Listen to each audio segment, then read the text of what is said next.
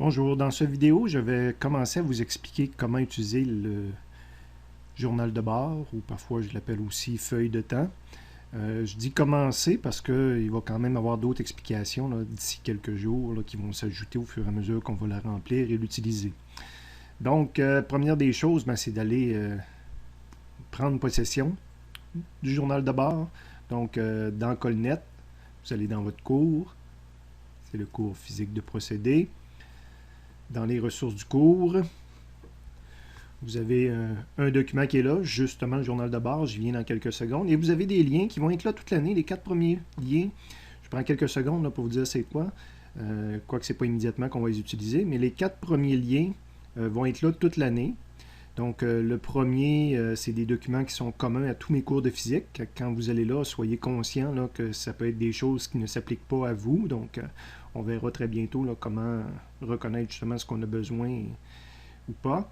Et vous avez aussi des documents qui sont spécifiques à ZMA, je vais y aller tout à l'heure. Donc ici, quand on va là, on est sûr que c'est des documents qui nous sont utiles là, dans ce cours-là. Il est arrivé une fois l'année passée, parce que j'utilise Google Drive là, pour fournir mes documents aux étudiants. Il est arrivé une fois l'année passée, une fin de semaine là, pendant toute l'année que ça n'a pas fonctionné, mais c'était une fin de semaine importante pour un groupe d'étudiants qui avait un examen. Donc maintenant, je mets toujours une copie sur Dropbox. Donc, c'est des images identiques là, de ce que je mets sur Google Drive. Je vous recommande fortement, sauf exception, d'utiliser Google Drive, donc les 2 premiers liens. Il y a plus de fonctionnalités là, intéressantes là, pour le cours dans Google Drive que dans Dropbox. Mais on a une copie de sécurité sur Dropbox. Le 5e lien, et les autres liens qui pourraient apparaître, des fois, c'est des liens temporaires là, à partir du 5e. Donc, celui-là, c'était pour faire le Lab 2. Là. Il y en a qui l'ont utilisé, puis l'autre groupe de Lab va l'utiliser très bientôt. Donc, pour l'instant, je vais me concentrer sur le journal de bord. Donc, je reviens sur le journal de bord qui est ici, ou feuille de temps. Donc, première des tâches. Avec les vidéos, c'est le fun. Hein? Vous pouvez l'arrêter, faire ce que j'ai fait, après ça, continuer la vidéo, y aller étape par étape. Donc, dans un premier temps, on va le télécharger. Donc, je clique sur le document. Vous allez l'enregistrer. Attention, s'il vous plaît. Donc, vous le sauvegardez à l'endroit que vous voulez. Mais le nom, vous allez conserver le début du nom. Cégep de Jonquière. C'est un petit code que je me mets. 203 physique. ZMA, c'est votre cours. JQ, c'est encore... c'est le cégep qui ajoute ça au code du cours comme tel. Puis moi, j'ajoute hiver 14 pour démêler mes sessions. Mais ici, au lieu de nom, prénom, vous allez mettre votre nom, prénom. Dans mon cas, exemple, ce serait Larouche Michel. S'il vous plaît, toujours dans ce format-là. Donc, vous n'enlevez pas les codes du début, puis vous rajoutez votre nom et votre prénom tels qu'ils apparaissent dans le Colnet. C'est pour ma gestion là, des notes là, que il faut que vous me le fournissiez comme ça quand vous allez me remettre votre journal de bord. Évidemment, vous ne changez pas l'extension. Donc, c'est un fichier XLS macro. Il y a le petit M à la fin. Fait sous Excel 2010. Si vous utilisez Excel 2010, ça va être 100% compatible. Si vous utilisez Excel 2013, ça va être compatible également. Si vous utilisez Excel 2007 ou encore plus vieux que ça, c'est sûr qu'il y a peut-être des petites fonctionnalités qui ne seront pas pareilles à ce que je vous montre dans la vidéo. Si vous utilisez autre chose comme un Mac ou autre chose que Excel, on peut y arriver à faire notre journal de bord et à me le transmettre, mais c'est sûr que vous n'aurez pas toutes les fonctionnalités. Ce que je dis souvent aux étudiants, c'est que si vous n'êtes pas capable d'avoir Excel 2010 ou 2013, vous pouvez le remplir sur papier, votre journal de bord, le prendre en note à quelque part, puis une fois par semaine, le remplir au collège avec des postes qui possèdent les bons Excel. Donc, quand on a mis notre nom, qu'on a décidé où est-ce qu'on l'enregistrait, on fait enregistrer. On va aller l'ouvrir. Donc, moi, je l'avais enregistré sur le bureau. Où est-il? Ici, on va le déplacer. Donc, on l'ouvre. La première fois et les autres fois aussi, des fois vous faites un échange avec moi, que vous me l'envoyez, que je mets des choses dedans puis que je vous le renvoie, ça se peut que vous ayez ce genre de message jaune là en haut, parce qu'entre autres, quand c'est moi qui les ai, je fais des liens avec d'autres fichiers. Donc, on accepte ces messages-là. Puis, les macros aussi, là, quand c'est la première fois qu'on réouvre le fichier, des fois, il nous dit qu'il veut activer les macros. Parce que les macros, souvent, il y a des risques de sécurité associés à ça. Mais là, c'est moi qui les ai faits, donc ils sont sûrs. Vous pouvez les accepter. Je vous rappelle que je ne vous montrerai pas tout ce qu'il y a dans le journal de bord, dans ce fichier-là aujourd'hui. On va prendre ce qu'on a besoin là, pour débuter. puis on en rajoutera au fur et à mesure là, que la session va se dérouler. Okay? Donc, première des remarques, on ne peut pas scraper une case, on ne peut pas briser le fichier quand je clique à des endroits où je n'ai pas le droit d'écrire et il y a un message d'erreur qui apparaît. Donc, n'ayez pas crainte là, de dire que vous allez détruire tout ce qui est là. Évidemment, dans la partie d'en haut, je vais y venir tout à l'heure, mais c'est des informations. Vous autres, ce que vous allez remplir, c'est entre autres à partir de la case B11. Quelqu'un pourrait penser, il faut que, aussi que je remplisse A11, mais vous voyez, elle est protégée également. Donc, c'est un journal de bord. Un journal de bord, bien, habituellement, on fait référence à des dates de qu'est-ce qui s'est passé à tel moment. Donc, la première colonne qu'on remplit, c'est justement la date. Soit vous entrez année, sous forme 4 chiffres, mois, jour. Je vous montre dans un instant ce que c'est. D'ailleurs, la première action qu'on a prise dans ce cours-là, la première tâche qu'on a effectuée, c'est lundi passé, soit le 25 août. Donc, je voudrais le rentrer manuellement. Je respecte la façon qui est mentionnée là, 2014-08-25, et je fais Enter, et vous allez voir, il va le transformer. Si tu as réussi à bien le rentrer, il va t'écrire lundi 25 août, c'est comme de rajouter la journée comme ça aide. Mais on n'écrit pas lundi 25 août, la prochaine fois, je m'en vais dans la case d'en dessous, puis que je vois en haut, je dis, je vais commencer mercredi, parce que je pense qu'il fallait écrire la journée, etc. Non, c'est pas ça qu'il faut faire, il faut l'écrire dans le format qui est en haut ici. Il y a un raccourci. Quand on veut, on peut aussi écrire CTRL-SHIFT-DATE, CTRL-SHIFT-D, que je devrais dire, puis il va nous mettre la date d'aujourd'hui. Évidemment, ce n'est pas toujours la date qu'on veut. La deuxième tâche qu'on a eue, certains, il y a eu un lab mardi, donc c'est pas le 30 août. Fait, vous voyez, il écrit samedi 30 août, mais dans la case, dans les faits, c'est ça qui est écrit 2014-08-30. Donc, si je voudrais mettre le mardi, il faudrait plutôt que j'écrive 26. Bon. Le 25 août, deuxième colonne qu'on remplit toujours, c'est de ce que je vous ai mentionné en classe, dire des feuilles de temps. Habituellement, ça peut être facturé soit par projet, soit par client, soit par équipement. Dans ce cas-ci, ça va être facturé par chapitre. Sauf que le 25 août, ce qu'on a fait, c'est que vous avez écouté les explications de l'enseignant sur le fonctionnement du cours. Donc, c'est sur aucun chapitre. Vous allez voir certaines cases, quand on clique dessus, il y a un menu déroulant. Puis on ne peut pas écrire n'importe quoi dans la plupart des cases. Si on l'écrit mal, vous voyez, il met un message d'erreur. Donc, si tu veux savoir ce que tu as le droit d'écrire, c'est les choses ici. Fait que vous voyez, je vous disais qu'on va charger par chapitre. On voit apparaître les différents chapitres. Dans ce cas-ci, comme je dis, vous m'avez écouté. Donc, quand ce n'est pas lié à un chapitre ou aux annexes, bien souvent, on va répondre gestion. Troisième colonne qu'il faut remplir, c'est qu'est-ce qu'on a fait. On veut obtenir des points pour avoir fait quoi. Donc, vous commencez toujours par « J'ai fait quelque chose ».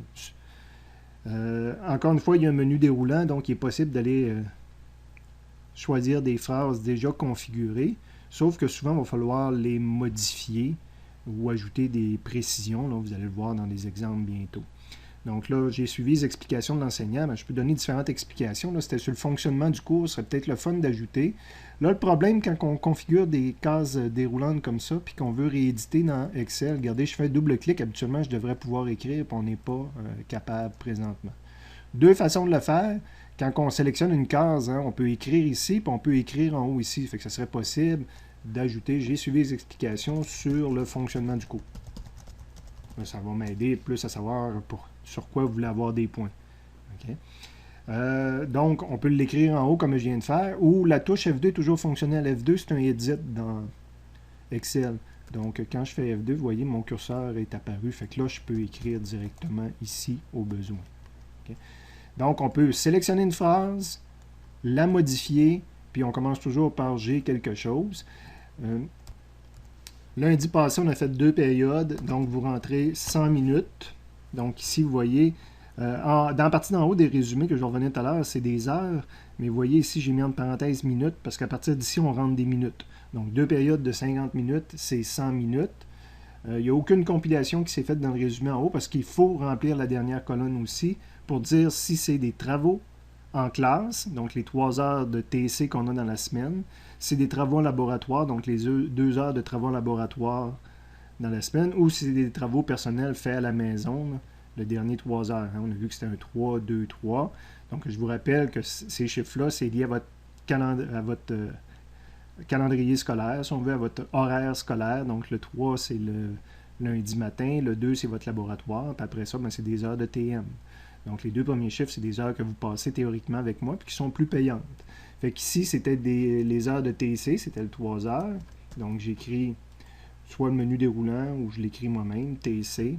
Et vous voyez, il a commencé à les compiler en haut, puis il les a compilés sous forme d'heures. Donc, 2 périodes de 50 minutes, il l'a transformé en 2 heures. Okay? Alors que si j'aurais mis des travaux personnels à la maison, il ne fera pas cette transformation-là. Il va dire que 100 minutes, c'est 1,67 heures. Donc, il faut écrire les bons codes ici. Puis évidemment, on ne peut pas dire je vais mettre des TC partout, c'est plus payant. Ben, moi, je prends les présences, puis il va falloir que ça soit conforme au cahier de présence. Puis, donc ça, TC puis TL, c'est vous êtes avec moi.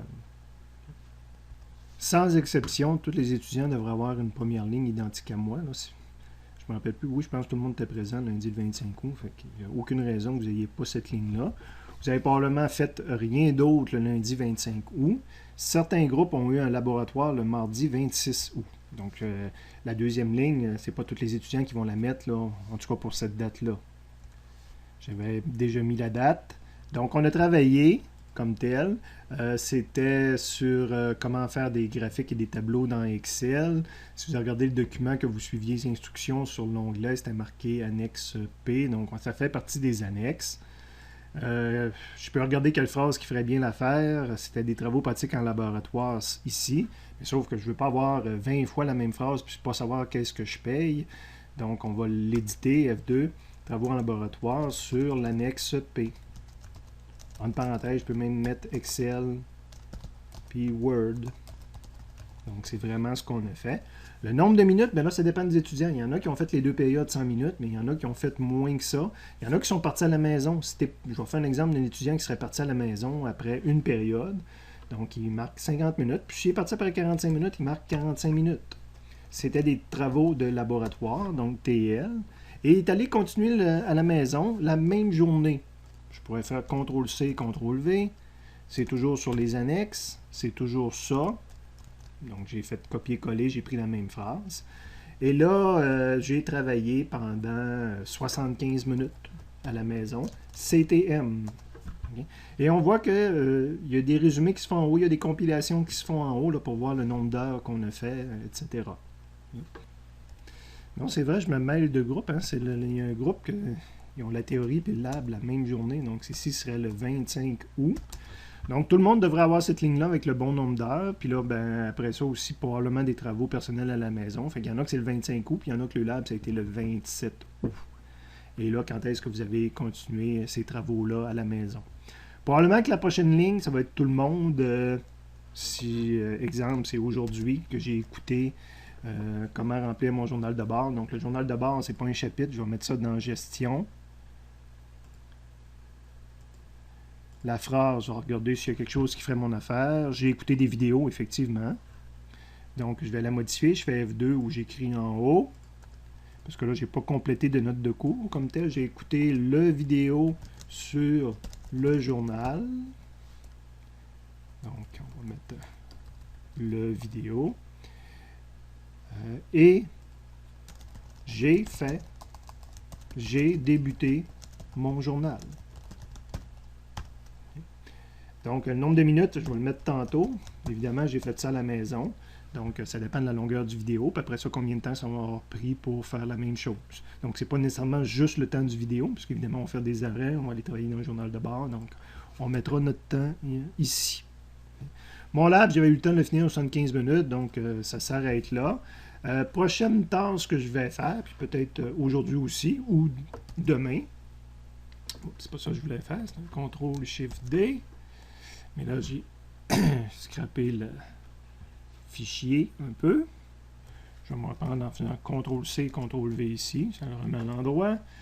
Disons que c'est le lendemain que je vais avoir fait de la gestion encore et que je vais... parce que je vais vous demander, je donne des directives en même temps là, pour faire du temps, de lire le plan de cours.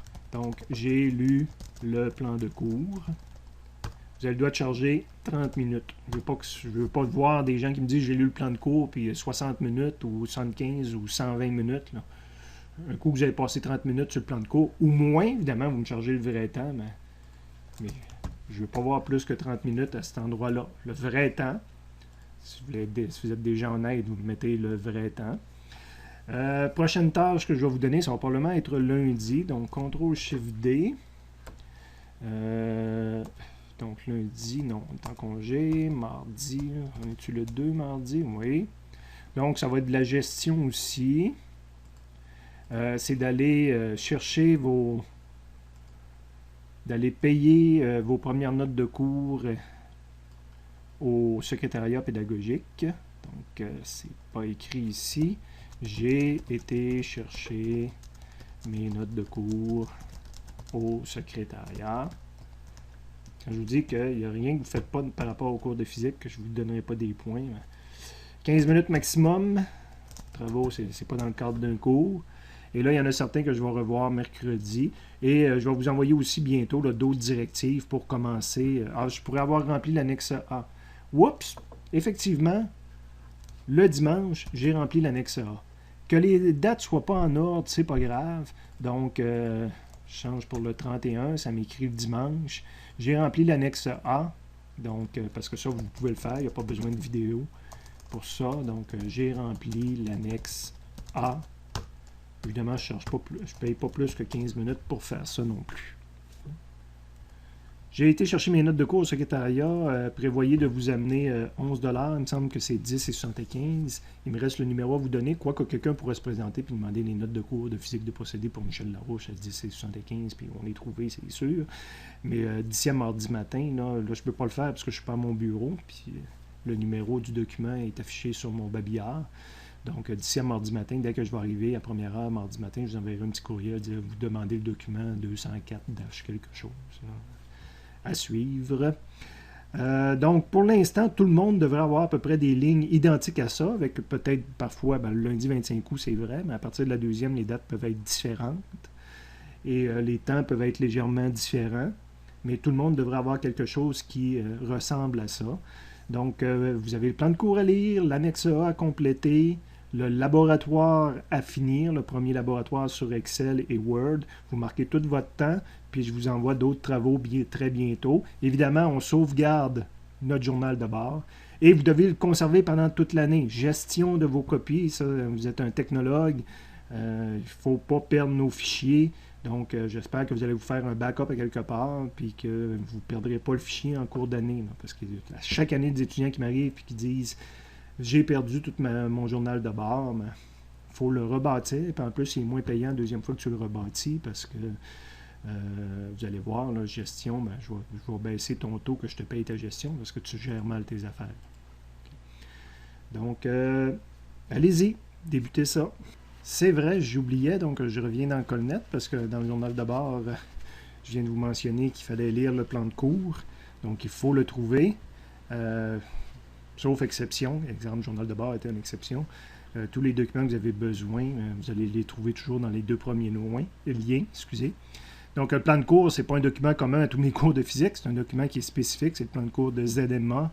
Donc, vous cliquez sur le lien zma.redirectme.net. Évidemment, ces deux adresses-là, c'est des adresses bonnes à retenir et à mettre dans nos favoris, dans le navigateur que vous allez utiliser.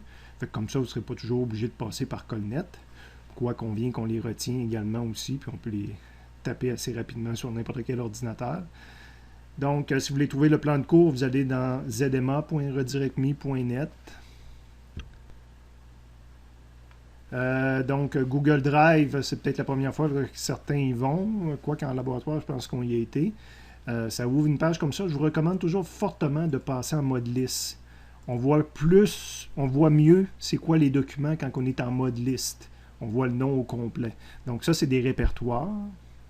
Exemple, les documents distribués. Donc, tous les documents que vous avez reçus, quelqu'un qui cherche à savoir s'il lui manque des documents, on peut aller dans Documents distribués et voir s'il y a eu des nouveaux documents distribués, puis s'il nous les manque. Et vous avez un premier document PDF qui est le plan de cours. Donc, quand je vous disais lire le plan de cours, vous ouvrez ce document-là et vous prenez le temps de le lire. J'ai dit le temps, à peu près 30 minutes. Évidemment, il ne faut pas perdre 15 minutes sur ce tableau-là, entre autres. Non plus un autre, vous regardez ça 1 minute ou 2, puis l'autre tableau aussi, 1 minute ou 2, on ne va pas dans le détail de ça. C'est plus les autres clauses, là, puis le fonctionnement du cours qui vont devenir plus importantes à lire. OK? Et voilà, donc vous avez ça à faire également.